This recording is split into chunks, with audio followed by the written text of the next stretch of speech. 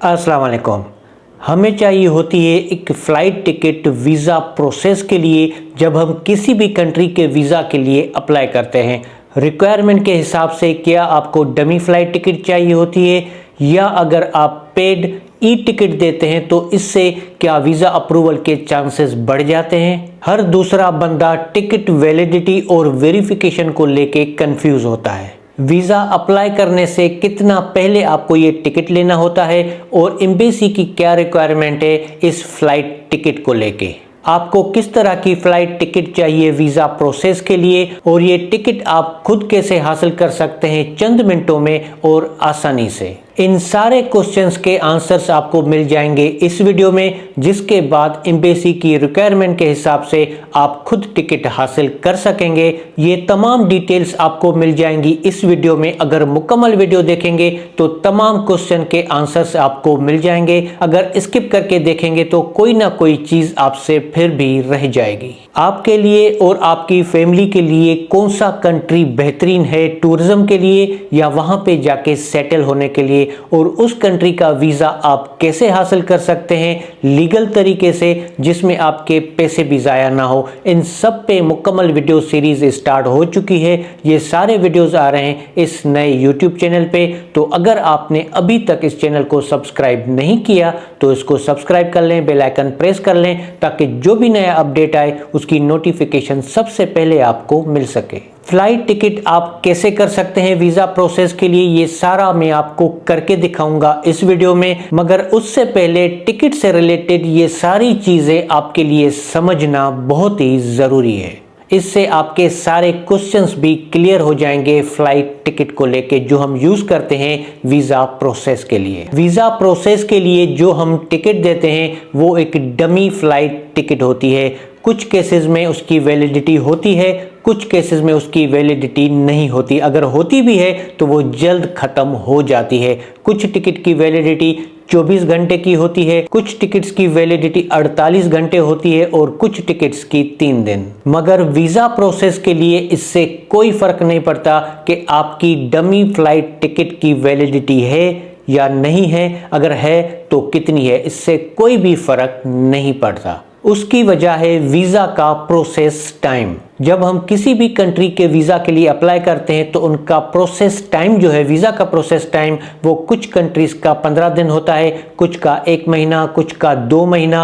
अगर स्पेन की बात करें तो वो तो 3-3, 4-4 महीने भी लेते हैं। तो क्या तब तक आपकी डमी फ्लाइट टिकट की वैलिडिटी रहती है? तो उसका आंसर है नहीं। अगर आप किसी वैलिडिटी वाली डमी फ्लाइट टिकट भी लेते हैं अपने वीज़ा प्रोसेस के लिए तो उसकी वैलिडिटी चंद घंटों में ख़त्म हो जाती है, इससे पहले कि आपकी वीज़ा एप्लीकेशन प्रोसेस भी नहीं होती, बल्कि उन अथॉरिटीज़ के पास पहुंचती ही नहीं जो वीज़ा को प्रोसेस करते हैं। तो कहने का मकसद है कि हमें एक डमी फ्लाइट टिकट चाहिए होती है वीज़ा प्रोसेस के लिए, जिसमें वीज़ा ऑफिसर ये देखता है कि आप किस दिन ट्रेवल करके जाएंगे और किस दिन वापस आएंगे, यानी कि आपकी ट्रेवल डेट्स क्या होंगी। फिर उस हिसाब से आपका वीज़ा प्रोसेस करके वीज़ा इशू किया जाता है।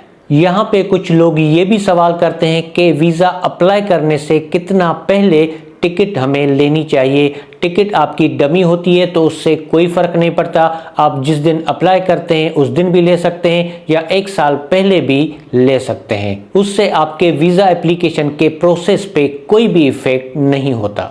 अब यहाँ पे कुछ लोग ये भी पूछते हैं कि डमी फ्लाइट टिकट को वेरीफाई कैसे किया जाता है।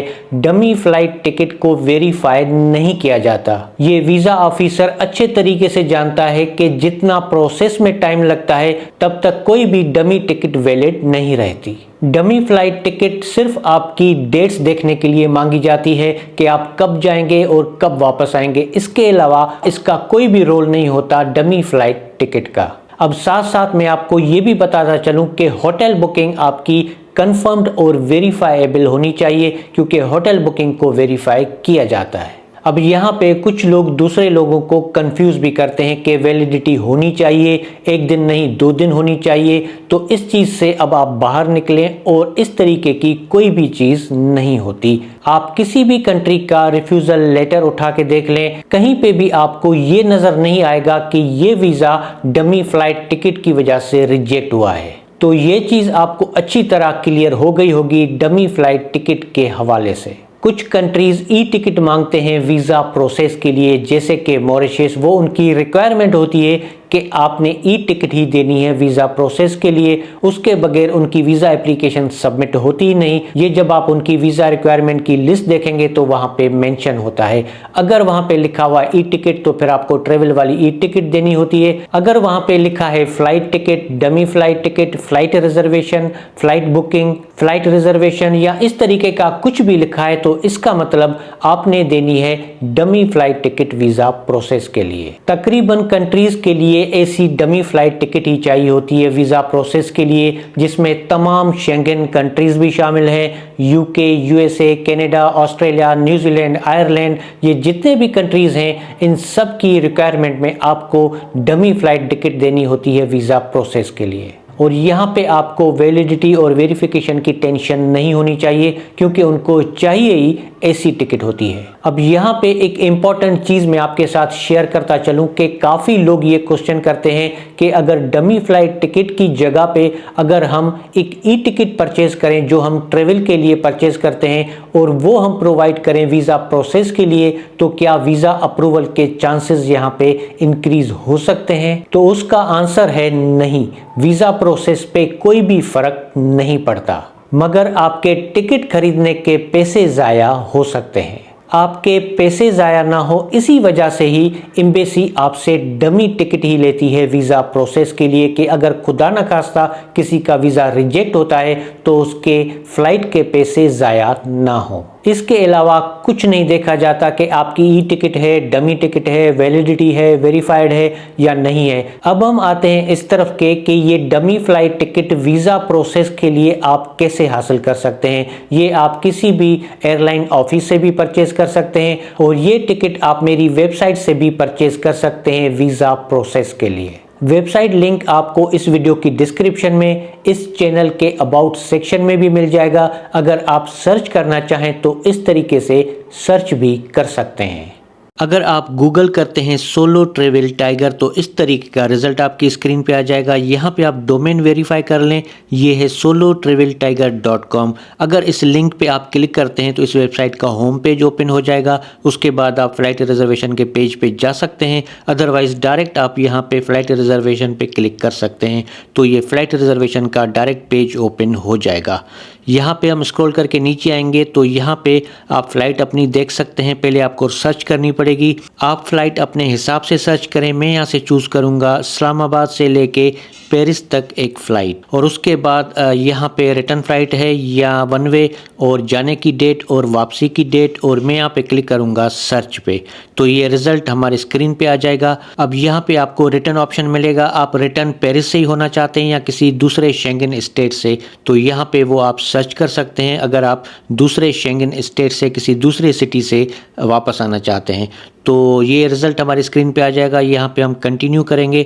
अब यहाँ पे आपने अपना अकाउंट लॉगिन करना है। अगर आपके पास पहले अकाउंट है तो यूज़र नेम पासवर्ड डाल के लॉगिन कर सकते हैं, अगर नहीं है तो यहाँ पे आपको व्हाट्सअप नंबर मिल जाएगा। इस नंबर पे आप मेरी टीम से कांटेक्ट कर सकते हैं। अगर आपको एक फ़्लाइट चाहिए तो वो खुद बना के देंगे, अगर एक से ज़्यादा चाहिए, फैमिली या ग्रुप ट्रेवलर हैं या अगर आप कंसल्टेंट हैं तो उसके लिए आपको अकाउंट बना के दे दिया जाएगा। पैकेजेस और प्राइस आपके साथ शेयर कर दिए जाएंगे। अकाउंट मिलने के बाद आप अपना अकाउंट यहाँ पे लॉगिन करेंगे और यहाँ से आप कंटिन्यू करेंगे तो ये अकाउंट आपका लॉगिन हो जाएगा। मगर याद रखें, अगर आपने सिर्फ एक टिकट चाहिए तो वो मेरी टीम खुद बना के देगी।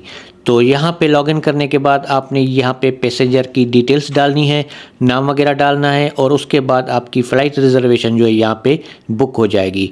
फिर अगली स्क्रीन पे यहाँ पे आपको मिलेगा ओपन इन न्यू टैब का ऑप्शन, इसको आप ओपन करेंगे तो डमी टिकट आपकी स्क्रीन पे ओपन हो जाएगी।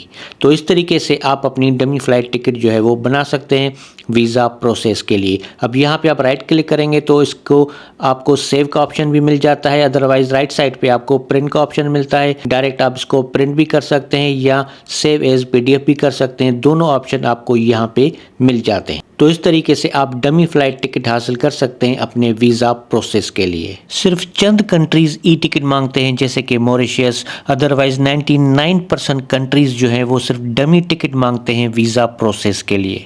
डमी टिकट के हवाले से अगर आपको कोई भी क्वेश्चन हो आप कमेंट बॉक्स में पूछ सकते हैं।